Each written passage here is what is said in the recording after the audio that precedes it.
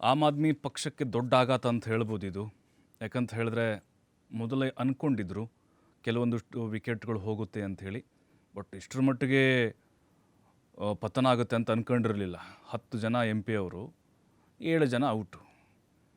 ಕಮಲ ಮುಡಿದ್ಬಿಟ್ಟಿದ್ದಾರೆ ಅವರು. ರಾಘವ್ ಛಡ್ಡಾ ಎಂಥ ಲೀಡರ್ ರೀ ಅವರು. ಸಣ್ಣ ವಯಸ್ಸಲ್ಲಿ ಭಾಳ ದೊಡ್ಡ ಹೆಸರು ಅವ್ರದ್ದು. ಇತ್ತೀಚೆಗೆ ಟ್ರೆಂಡ್ ಅವ್ರದ್ದು ಯೂಟ್ಯೂಬ್ ಶಾರ್ಟ್ಸು, ರೀಲ್ಸ್ ತಗೊಳ್ಳಿ, ಸ್ಕ್ರೋಲ್ ಮಾಡಿದ್ರೆ ಸಾಕು ಏನೋ ಒಂದು ಸ್ಪೀಚ್ ಬರ್ತಾಯಿತ್ತು. ಛಡ್ಡಾನೇ ಈಗ ಗುಡುಬೆ ಹೇಳಿಬಿಟ್ರು ಆಮ್ ಆದ್ಮಿ ಪಾರ್ಟಿಗೆ.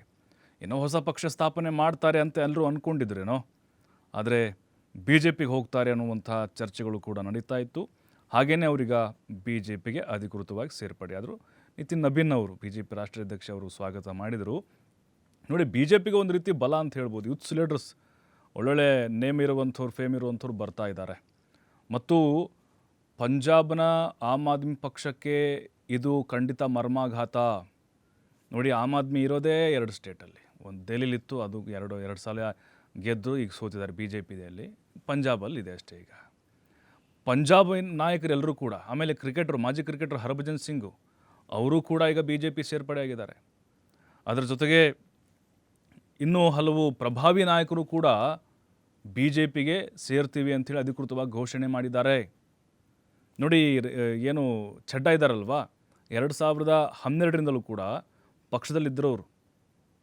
ಈ ಪಕ್ಷವನ್ನು ಕಟ್ಟಿ ಬೆಳೆಸುವಲ್ಲಿ ಪಂಜಾಬ್ನಲ್ಲಿ ಇವರ ಪಾತ್ರ ಕೂಡ ಬಹಳ ಇದೆ.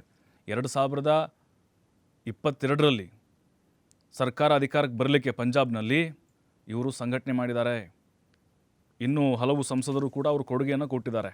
ಆದರೆ ಈಗ ಕೈ ಕೊಟ್ಟಿದ್ದಾರೆ ಆಮ್ ಆದ್ಮಿ ಪಾರ್ಟಿಗೆ. ಕೇಜ್ರಿವಾಲ್ ಸಿಕ್ಕಾಪಟ್ಟೆ ಟೆನ್ಷನ್ ಆಗಿಬಿಟ್ರು ಅವರು. ಯಾಕೆ ನೋಡಿ, ರಾಜ್ಯಸಭಾ ಉಪಾಧ್ಯಕ್ಷ ಸ್ಥಾನದಿಂದ ಅವ್ರನ್ನ ತೆಗೆದಿದ್ರು. ನೋಡಿ, ಮೊದಲು ಅವರು ರಾಜ್ಯಸಭಾದ ಸಭಾಧ್ಯಕ್ಷರಾಗಿದ್ದರು. ಅಂದರೆ ಆಮ್ ಆದ್ಮಿ ಪಾರ್ಟಿಗೆ ಆ ಸ್ಥಾನದಿಂದ ಅವ್ರನ್ನ ವಜಾ ಮಾಡಿಬಿಟ್ರು. ಯಾಕಂತ ಹೇಳಿದ್ರೆ ನೋಡಿ, ಅವರು ರಾಜ್ಯಸಭೆಯಲ್ಲಿ ಪ್ರಧಾನಿ ನರೇಂದ್ರ ಮೋದಿಯವರ ವಿರುದ್ಧ ಮಾತಾಡೋಕ್ಕೆ ಹಿಂದೇಟು ಹಾಕ್ತಿದ್ರು ಅಂತೆ. ಅದು ನಿಜನೂ ಕೂಡ ಹೌದು.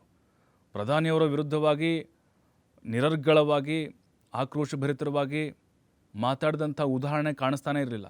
ನೋಡಿ, ಅವ್ರ ಪಕ್ಷದ ಕೇಜ್ರಿವಾಲ್ ಅವರೊಬ್ಬರ ಹೆಂಗಿರ್ತಾ ಇತ್ತು, ಆದರೆ ಇಲ್ಲಿ ಛಡ್ಡಾ ಅವ್ರದ್ದು ಎಲ್ಲ ಒಂದು ಕಡೆ ಬ್ಯಾಲೆನ್ಸ್ ಮಾಡುವಂಥ ಪ್ರಯತ್ನವನ್ನು ಮಾಡ್ತಾಯಿದ್ರು. ಆವಾಗಲೇ ಅರ್ಥ ಆಗಿತ್ತೀಗ ಇವರು ಎಲ್ಲೋ ಒಂದು ಕಡೆ BJP ಫೇವರ್ ಅದಾರ ಅಂಥೇಳಿ. ಹಾಗಾಗಿನೇ ಈಗ 7 ಜನ ಸಂಸದರು ಆಮ್ ಆದ್ಮಿ ಪಕ್ಷವನ್ನು ಬಿಟ್ಟು ಕಮಲದ ಕಡೆ ಮರಳಿದ್ದಾರೆ. ಅದರಲ್ಲೂ ರಾಘವ್ ಛಡ್ಡಾ ವಿಕೆಟ್ ಪತನ ಆಗಿರೋದು ಖಂಡಿತ ಇದು ಕೇಜ್ರಿವಾಲ್ಗೂ ಕೂಡ ನಷ್ಟ ಅಂತ ಹೇಳ್ಬೋದು. ಮುಂದಿನ ದಿನಗಳಲ್ಲಿ ಎಲ್ಲೋ ಒಂದು ಕಡೆ ರಾಘವ್ ಛಡ್ಡಾ ಈಗ BJPಯಲ್ಲಿ ಅವ್ರಿಗೆ ಯಾವ ಸ್ಥಾನಮಾನವನ್ನು ಕೊಡಲಾಗುತ್ತೆ, ಇನ್ನೂ ಅದು ಚರ್ಚೆ ಆಗ್ತಾ ಇದೆ. ಬಟ್ ಸದ್ಯಕ್ಕಂತರೂ ಅವರು MP ಆಗೇ ಇರ್ತಾರೆ. ಕೆಲವೊಬ್ಬರು ಕೇಳ್ತಾ ಇದ್ರು ಅನರ್ಹತೆ ಏನಾದರೂ ಆಗ್ತಾರಾ ಅಂತ. ಇವರು ಅನರ್ಹತೆ ಪ್ರಶ್ನೆ ಇಲ್ಲಿ ಬರೋದಿಲ್ವಂತೆ. ಯಾಕಂದರೆ ಈಗಾಗಲೇ ಕೆಲವು ಕಾನೂನು ತಜ್ಞರು ಹೇಳ್ತಾ ಇದ್ದಾರೆ 3/2 ಇವ್ರ ಸಂಖ್ಯೆ ಇದೆ ಅಲ್ವಾ. ಹಾಗಾಗಿ ಇವರು ಈಗ BJP ಜೊತೆ ವಿಲೀನ ಆಗಿಬಿಡ್ತಾರೆ. ನೋಡಿ, 10ರಲ್ಲಿ 7 ಜನ ಅಂದರೆ 3/4% ಇವರು ಈ ಕಡೆ ಹೋಗ್ತಾ ಇದ್ದಾರೆ. ಅಂದರೆ ಅಲ್ಲಿ ಅನರ್ಹತೆ ಪ್ರಶ್ನೆ ಬರೋದಿಲ್ಲ. ಕೇಜ್ರಿವಾಲ್ ಈ ವಿಚಾರ ತಿಳಿತಾ ಇದ್ದಂತೆ ಗುಡುಗ್ಬಿಟ್ರು, ಪಕ್ಷದ್ರೋಹಿ, ಮಿತ್ರದ್ರೋಹಿ ಛಡ್ಡಾ ಅಂಥೇಳಿ. ನೋಡಿ, ಛಡ್ಡಾ ಮೇಲೆ ಯಾವಾಗ ಅನುಮಾನ ಬರಲಿಕ್ಕೆ ಶುರುವಾಯಿತು ಅಂತ ಹೇಳಿದ್ರೆ 2024ರಲ್ಲಿ ಕೇಜ್ರಿವಾಲ್ ಬಂಧನ ಆಗುತ್ತೆ ಅಬಕಾರಿ ಇಲಾಖೆ ಹಗರಣಕ್ಕೆ ಸಂಬಂಧಪಟ್ಟಂತೆ. ಛಡ್ಡಾ ವಿದೇಶದಲ್ಲಿ ಕೂತ್ಕೊಂಡಿದ್ರು, ಹೋಗಿ ಕೇರೆ ಮಾಡಲಿಲ್ಲ ಅವರು.